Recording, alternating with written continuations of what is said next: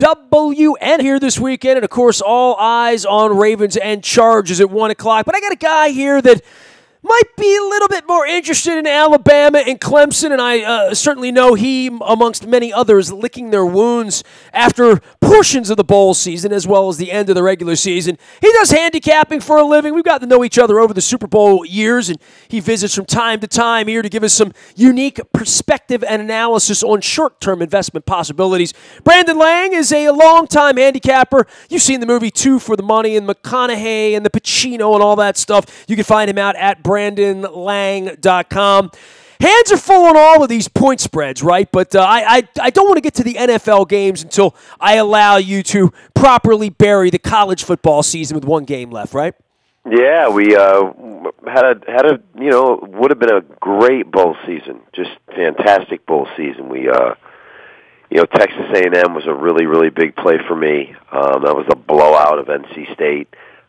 Came back with Ohio State on New Year's Day. And it's amazing doing this for 27 years how Ohio State had a 28-3 lead with 12:53 to go in the game. But prior to that, they had 5 possessions up 28-3. I watched. I was the idiot with the game still on. There was nothing else to watch. In four of those 4 possessions, once they scored to go up 28-3, and then Washington turned it over on downs, and then the next 4 possessions for Ohio State, they ran it on first down every time and gained like 2 yards, and they set up 2nd and 8, and then here came Washington just blitzing, and Ohio State went 3 and out.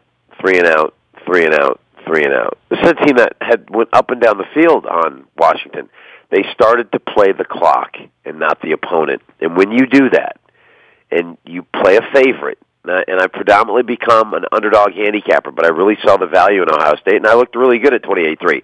But when you start playing the clock, and not the opponent, you lose momentum. And coaches have to learn. I've said this for years. Coaches have to learn. You don't stop playing in college football. You keep attacking. If it's 28-3, you got to get it to 35-3. You don't all of a sudden say, well, there's 12 minutes to go in the game. Let's try to use some clock. You don't do that in college because the clock stops on first downs and teams can come back. And you got bit in the hinder. So I say all the time, there's a right side to a game and a wrong side to a game, and you lose with the right side, and sometimes the right side doesn't pay the way it should. And that was the case last night where you got backdoored. But what was even more amazing was even when they got to 28-23, you get the super-duper double tease when the kid picks off the 2-point conversion and he's going down the left sideline, and now you're going to get the cover with the 2-point conversion. Now you're going to get fixed over his own player. Well, this is all why you've been in this business for 30 years and gambling. And look, it's all moved now to the consumer, right? And It's all moved to local, and I know they're preparing for it around here. This might be the last time we have an NFL playoffs around here where you can't go down to your local establishment in your own hometown and do this sort of thing, right? Yeah, the consumer is now getting a taste of what I've dealt with for 30 years. And it's bad beats. That's why Scott Van Pelt has a whole segment dedicated to it, right? Yeah, that's exactly right, which is one of his highest-rated segments he's got. So, you're on the right side. You know your opinion's still solid. Been absolutely on fire in the NFL. Let's go ahead and just know that your opinion's where it needs to be going into this weekend and then the championship game on Monday, and know that you're seeing things the way you're supposed to see things. You're confident, and you made people some tremendous amount of money over the Christmas holidays and New Year's. And just keep that opinion going here in 2019. Just like what I tell my wife, even when I'm wrong, I'm still right, or at least I thought I was right, or the intent was right. All right, well, here we go. Ravens and Chargers.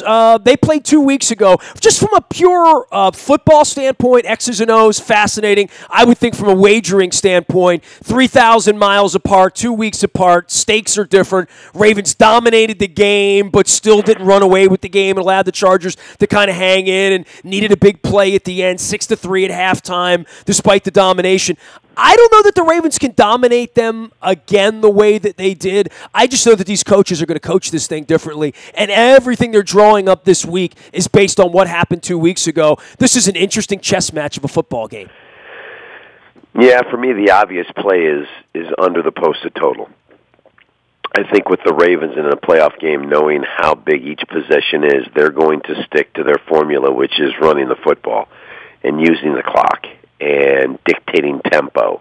And conversely, the Chargers match up well defensively against the Ravens. So for me, the obvious play is under the posted total. I mean, it was basically a 15-10 game in the fourth, and then the Ravens got that fumble return for a touchdown, take the 22-10 lead. They were just, you saw both defenses dominated that first meeting. And listen, throw the Cleveland game out the window. That was a situation where that Cleveland team had their number, and the Cleveland Browns played great football down the stretch. Just that was a divisional game. Crazy stuff happens. Throw that out. This is a game of matchups, and the defenses match up well with anything both offenses want to do. So for me, I'm going to go under the posted total, tight line of 2.5. That line could go up to 3, could go down to 2. Could be some movement there. Dude, you're going under 41.5, really? Yeah. You see this 19-16 kind of, you see field goals, not touchdowns, period, right? I see 2017. I think the number's right at 3. You understand, and you've been around a long time. Playoff games, the only way this game, goes over the total is if you get a defensive touchdown. These defenses are both top 10 defenses. You got the number 1 defense and the number 6 defense, I believe. They're going to dominate, and you don't freewheel it in the playoffs the way you do the regular season. You play it close to the vest and let the other team make the first mistake. It's the number 1 defense in the NFL. I mean, they're not going to have Phillip Rivers going in there throwing 40 times. Fascinating, though. 2 weeks ago, the thing closes at 4 in Carson, which I guess is considered to be a neutral site. I was very, very pro-Charger that night. I mean, I know you spent a lot of time out in the L.A. area. I know nobody's really a Chargers fan. I'm down with that. I stayed in San Diego for 2 days, Brandon, and I drove up literally the day of the game. By the way, I had never driven Route 1 from Dana Point north. And I am embarrassed that I have never been to Laguna Beach or Huntington Beach. I'm embarrassed I didn't even get out of the car in Laguna. But anyway, but I digress. From the travel standpoint, they moved back out here. The lines moved 6.5 points, man. I mean, that's kind of a crazy home East Coast, West Coast swing here off of this game, isn't it? You're 100% correct. I'm glad you finally made that drive because it's a great drive. It's the best. And Laguna is a great hidden gem. Why did nobody ever tell me how cool Laguna is? Yeah, it's a great spot right down there by the beach with some epic pickup basketball games down there that I played in for years. Laguna's a hidden gem, but there is no home field advantage in Carson. That is a soccer stadium in the hood, basically, if you know anything about L.A. When they get the stadium with the Rams, then you may get it, but the line is what it is. If you put a gun to my head, I would probably lose with the home favorite under 3 and force Phillip Rivers to beat that defense. Wouldn't surprise me if he did, but I will force him to do that. But I do believe the play in the game is under the posted total. He is Brandon Lang. You can find him at BrandonLang.com. Tell me what you do. I know you got people picking the games here, and there's less of it going on, right? I mean, on a week-by-week basis, you got 80 college games, you got 15 football games. We're down to nitty-gritty now, and I guess for people who do wager, or people who wager during the regular season, either more money, less action, whatever it is, more exotic stuff happening here over the next couple of weeks. But there is a point where everybody feels like they know these teams well. It's different than betting on or against the Arizona Cardinals in any given week. Everybody feels like they have a little dog in the hunt. This Indianapolis-Houston thing here is fascinating on Saturday to get the party started, too. Yeah, it's college basketball now till the NFL playoffs on the weekend. And then, of course, it goes into the Super Bowl, which, of course, my Super Bowl record is one of the greatest runs in the history of mankind. I'm already kind of handicapping matchups and trying to figure if it's the Saints and the Ravens, if it's the Saints and the Patriots, if it's the Saints and the Chiefs, if it's the just all these. I start thinking about it now. so it's a big time of the year for me. 22-9 college basketball run going back to last year, so definitely dialed in there. But you know it, and I know it. Your money in this business is made in the NFL playoffs. It's where everybody needs you, and conversely, we'll try to do just that. So the Texans game is interesting to me. Andrew Luck went in there and snapped their 9-game winning streak and threw for 399 yards on that defense. That's a lot of mileage. For that football team. I think Houston's the most vulnerable home team this week, right? I mean, I am booking buses up to New England next week in the hopes that if things go right here on Sunday, we'll be going to New England and not going to Kansas City because I think Indianapolis has the best chance to win here this week on the road. I agree with you. I had them very big last week to get in over the Titans. Andrew Luck looked great. I wish T.Y. Hilton was a little healthier, but this is just he's playing well. He's playing well, Andrew Luck, and I just think with the way they beat them, 24-21, you go in there and you throw for 399 yards. 199 of them went to T.Y. Hilton. This is a right side of the game, Indianapolis. Tell me about BrandonLang.com. I know you got people standing by. I want to get you a little plug in there while we sit here and talk some football. Yeah, my guys are doing a great job. We've had a solid year. 10 handicappers on the site, and if I'm not hot, there's guys that are. But I've had one of my best finishes to the NFL season. 8 of 11 winning Sundays. I hit 6 of the last 7 Monday night. You know, in this business, my business, if you can win on Sunday and Monday back to back, you guys are pretty happy. We were able to do that down the stretch. So looking to keep that going. 1 day free all access pass. If you've never been to the website, I'll give you your first day free. That's all 10 best bets.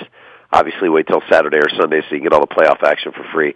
But we make it simple for you. If you're going to wager legally now, my guys do a great job. It's a good place to start and get you on the right side of some games. BrandonLang.com, the way to find him. We'll see him down in Atlanta in a couple weeks. Let's go to the NFC side or talk a little Seattle, Dallas, talk a little bit about Philadelphia and Chicago. The Philadelphia thing, I don't want to say unlikely, but people consider them dangerous getting in because they know the terrain. I think Chicago might be one of the more dangerous teams that nobody's talking about because they are the team nobody's seen play, and they haven't been sexy. That kid can play. He came in here and beat us last year as a rookie, which got my attention. Obviously, the Khalil Mack thing got everybody's attention earlier in the year. And a home game this week against Philadelphia. A lot of reasons to like Philadelphia based on last year and Nick Foles. Chicago, a 6-point favorite in this game, and that'll cap everything off on Sunday afternoon. Yeah, this to me feels like a field goal game. A lot of people are high on Mitchell Trubisky, and he's done some good things. But I'm going to force him to cover this number. Experience in the playoffs is something that you can't buy. It's something you can't rent. It's something that you just have to get and earn. And that run by the Eagles last year, Nick Foles seems to settle them offensively. But the key to the game is not the Bears' defense. They're going to do what they do. Philly will move the ball because they just will with Nick Foles. The key is the defensive front of Philadelphia with Bennett and with Long, with the big guy in the middle, who's just a beast, Fletcher Cox. They're the key. If they can get pressure on Trubisky, now you're going to have Trubisky win the game, which I think the Bears will. But Super Bowl champs getting 6, I got to take them. I can't pass up that value. We were kind of thinking maybe the Ravens would get the primetime game on Saturday night against San Diego because everybody liked it 2 weeks ago, and there was some sexy quality. There's still nothing sexier than Dallas and the Star and Jerry's World, the primetime on a Saturday night, but here comes Pete Carroll from halfway across the country. I think it's easy to write the Seahawks off. We don't see a lot of them, and Russell Wilson, not the defense that they used to be. Dallas, a 1.5 favorite here. We go back to the days of Tony Romo and Jason Garrett and many January disappointments. It's hard for me to like the Cowboys in January no matter what, right? I agree with you. First meeting between these two, Seattle had a 3-0 turnover edge, got the job done. Line opened up 2.5. It's been bet down to Dallas minus 1.5, so you have early Seattle money. For me, as I break it down, it's Russell Wilson versus Dak Prescott. And sometimes, as a handicapper, you look at your quarterback matchup, and if you feel you have a tremendous advantage, experience, the way they play, that's your right side of the game. And the defenses are similar. I just think that in this situation, I lose with Russell Wilson before I try to win with Dak Prescott. Now, that may sound close-minded from a handicapping standpoint, but it is a quarterback-driven league. And sometimes you're going to bet on quarterbacks, sometimes you're going to bet on running backs, sometimes you're going to bet on defense. This game here, with these defenses playing the way they are, quarterbacks are going to have to make plays. And for me, I would look for Russell Wilson to make the big play in the fourth quarter than Dak Prescott. I'm going to take Seattle plus the 1.5. Any over-under on who's going to play the Super Bowl halftime show here? Or everybody's turned it down, right? Sierra, everybody's turned it down, right? Everybody's turned it down, which is kind of a shame. I believe they'll find someone. I believe it'll be an Atlanta-based artist. Could be a rapper from the Atlanta area. Who knows? I know eventually someone will grab it because it is kind of a feather in your cap.